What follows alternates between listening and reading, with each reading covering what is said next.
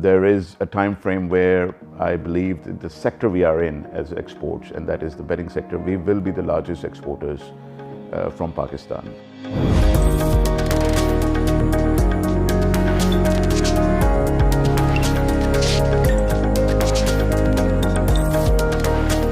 The negativity about me is that I'm over-optimist. So that is an issue. मुझे हमेशा ये नज़र आ रहा होता है कि things are good. There's always a potential in things. It's how and who I am. I was born in Karachi. Catholic school, St. Patrick's. I was not into studying at all. We came from a business background. I knew exactly, what my future is going to be.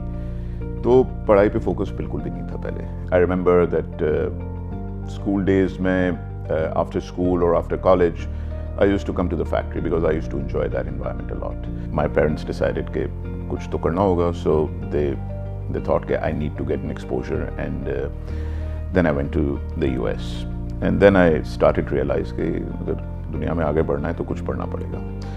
So I did my bachelor's there, I did my master's there in business and finance, and then came back and joined family business right from the day one.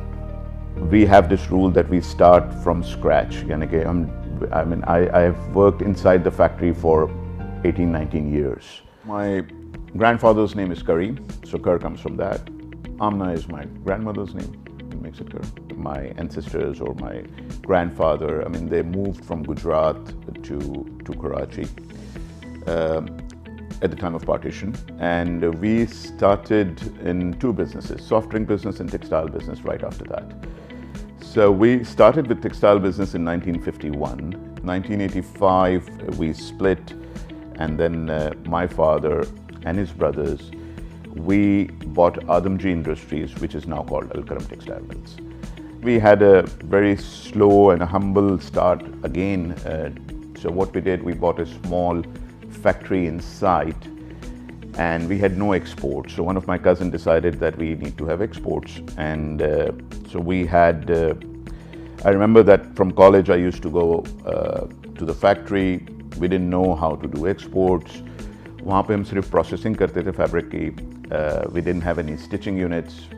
We had one agent employed in Holland, and she came down, and then I used to take her around in a very small car which I had to New Karachi and site areas and look for industrial stitching units. और जो बड़े exporters थे, उनकी factories में हम रात को stitch करवाते थे fabric और वापस लेकर आते थे सुबह. So it was interesting, and I was involved from those days. So I understood how business was conducted. It's far more a professional organization from a one-man owner-driven business, what it used to be. Let's say 20 years ago, and this has transformed more so in the last 10 years. When you have a vision, I want to be that size and that, then you have to start having the right professionals, the right systems. You cannot just control the nitty-gritties by yourself. Then you're doing just this much of work and you're not growing. From being owner-driven to a professional, it was a task for me as well. I had to transform myself first for the company's culture to change. I had to read a little bit, I had to attend seminars, and then of course digital learning is the best these days. So I had to buy in first, and that was the most challenging. पहले मेरी belief होगी तो फिर then I can change the company. And some of the professionals as well who were here for a very long time. ये challenges अभी भी आते हैं. You have to keep learning every single day. I've seen some companies which have grown drastically well and have done tremendously well in the last few years. The values are very strong. The values of how they work, the values of how they deal with employees, the value what they promise and deliver, and the values about overall sustainability, which is a key target or key task these days as far as this kind of business is concerned. We actually rolled out our values again about 10 years ago. We call them V8. We have 8 strong values, and all our employees are supposed to know that. So first of all, we deliver what we promise. Honesty is the basic value which we pursue in our company as individuals, as company, as a name, as employees. And that reflects right down to our product. Especially when we are dealing with a lot of retailers internationally, sustainability is the key of doing business. So, water recycling is the key. Power, हम कितना power use कर रहे होते हैं, हमारे footprints, carbon footprints क्या हैं. All these things are measured and taken into account when you're dealing with good retailers or big retailers. We are registered Fair Trade. Fair Trade is an organization where when we export, a retailer will contribute a little bit towards the units where that product is made for the betterment of those employees. At the end of the day, मैं जितनी भी बातें कर लूँ, labor ने काम करना होता है, and those are the people who make the actual product. You have to take care of them. That's part of how we take care of our employees or the workers or the co-workers.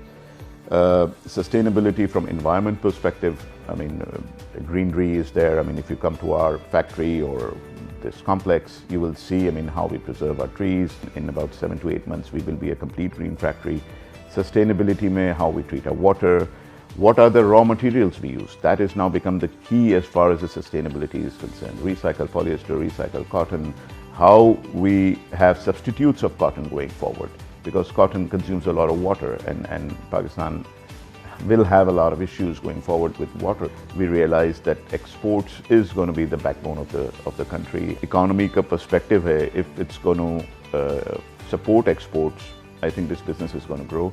There are very few exporters left in this category, and we are one of the top ones, and we are going to grow. There was a time, if you go 20 years back, there must have been 200 bedding exporters from Pakistan. As a country, we got a little uncompetitive. हमें जो problem आ रहा था वो था our dollar value or dollar rupee parity was a little overvalued. Cost of doing business in Pakistan, may it be energy cost or other costs, was far more than our competitors. और ये सारे issues जो आते हैं वो ज़्यादा आते हैं export business में, because then you're competing other countries like India's and China's, whose government go out and support their exports far more than we used to. I think it has changed in the last few months, especially because this new government who has come in, they realize that if they need to have some kind of balance of payment, exports is the key. For 10 years, I think we did not have much support as far as the dollar was concerned, or rebates, or government was not helping us. So what happened at the same time, India was being helped by their government, China was being helped, Bangladesh was being helped. So to survive, we became more competitive and efficient. And I think now that is helping us grow our businesses, because relatively, I think Pakistan Textile or Pakistan Exports in the value-added sector is far more competitive than our neighboring countries. So I think that has added, because when the times are difficult, you try to be more efficient. Research and development has been the key as far as Al-Karam is concerned for a very long time. Our reputation, even if you go to the United States and talk to retailers, they would feel that what new products we come up with or what innovations we do is far more than most of the, we are leaders from Pakistan as far as innovation is concerned, but even worldwide, we are known to have an innovative product.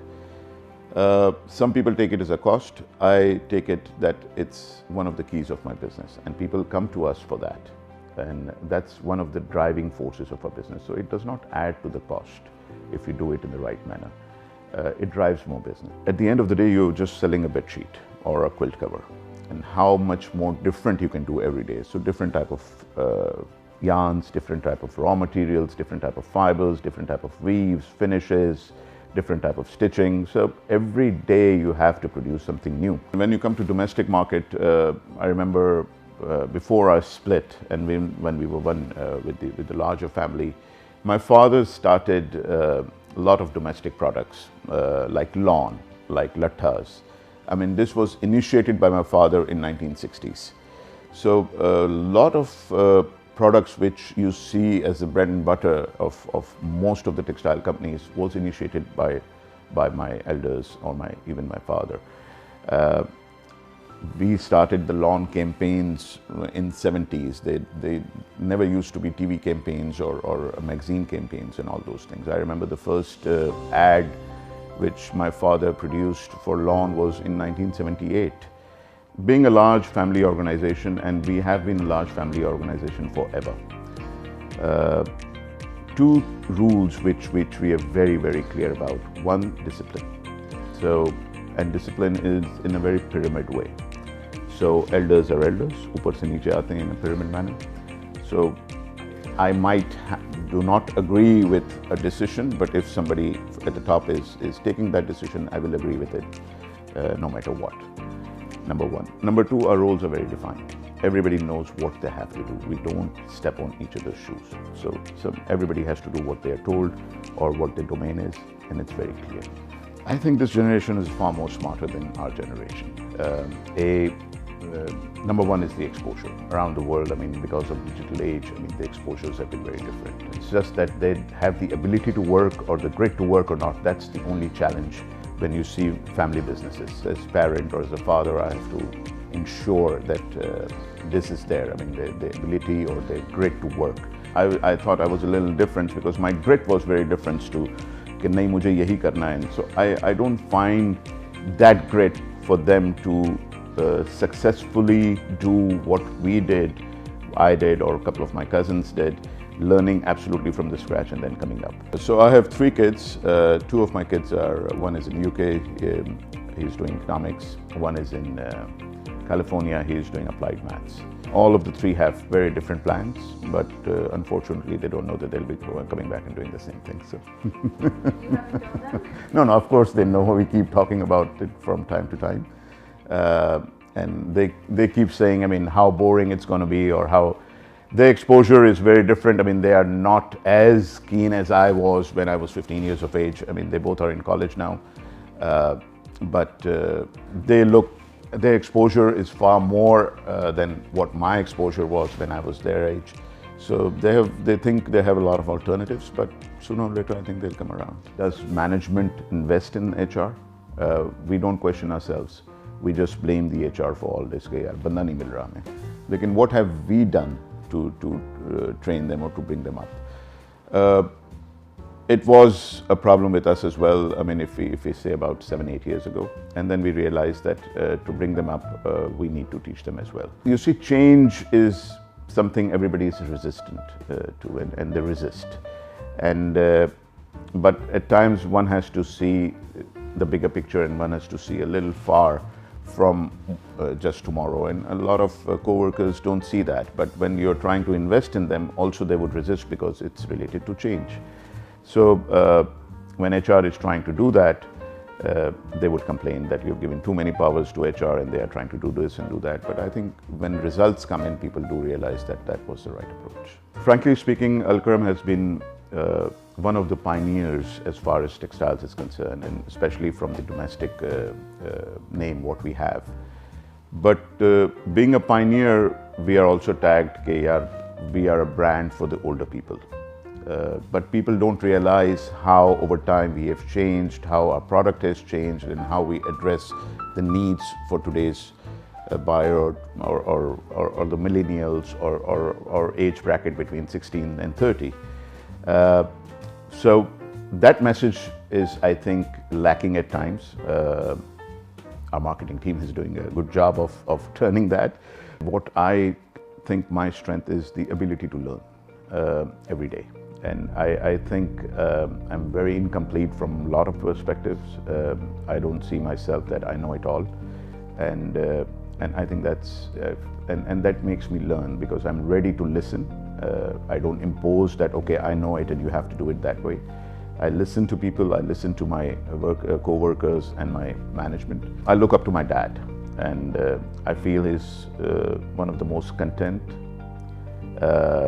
relaxed person, very unlike me. I want to grow, I want to just be doing this and this and more. He's far more relaxed than that, and he would say, take it easy. I mean, we don't need to do it all in one day. And because his take on a lot of things is far different from mine, because I'm far more aggressive in business and he is far more stable, so it always helps me balance the things when I seek his advice. I learned a lot of business from one of my uncles, and so when it comes to business, he's my mentor. What we need to do as business people, we have to sell our country. We don't have to sell our product. If we sell our country, everything else flows. Sadly, a lot of us, people from Pakistan, just to save their own skin, we will blame our country for a lot of things. You don't see a lot of other people from other countries like India or China, they would not do that. If somebody is coming down here, I mean, they are absolutely in shock because the perception, what they carry in their mind, and when they come down here, it's absolutely different. In Pakistan, if you think a businessman is big, there has to be some wrong story behind that. I think that mindset has to change. There are some very good businessmen in Pakistan who have come to this stage by doing hard work all their lives, and they have grown big.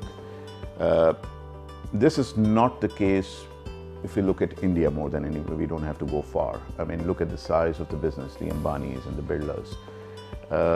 And the bigger the business are, the more opportunities they create for people, and they bring in more revenues for the government as well. There is nothing wrong to be big.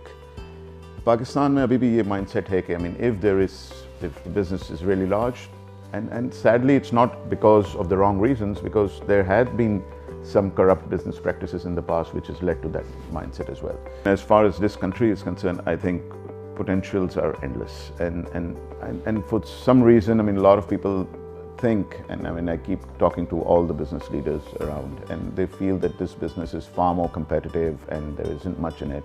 But I'm still very excited about this business, and I think there is so much to grow and so much more to do, and day to day it excites me, and this is what keeps me going.